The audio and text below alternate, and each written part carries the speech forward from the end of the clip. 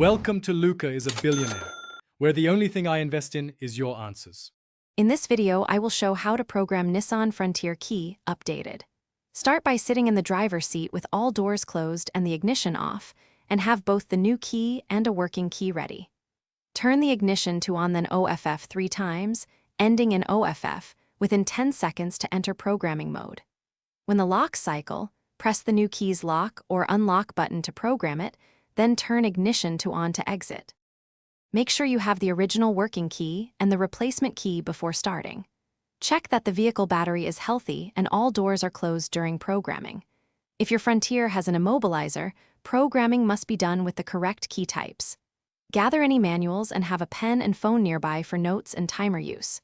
If programming fails, wait 5 minutes, cycle power, and repeat the steps calmly.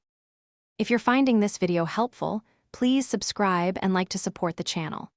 Quick recommendation: the Echo Dot smart speaker brings music and hands-free voice control to your garage or workshop while you program keys. It fits small spaces and makes timing steps easier with voice timers and clear audio cues.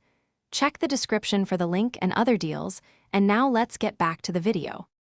Common issues include not entering programming mode and weak vehicle battery.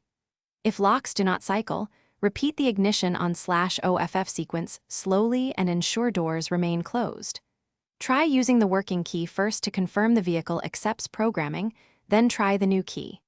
If repeated attempts fail, consult a locksmith or dealer for diagnostic help, as special equipment may be required for some models. Keep records of successful attempts and note any error patterns for technicians. Thanks for watching and please subscribe. It's the best investment you'll ever make.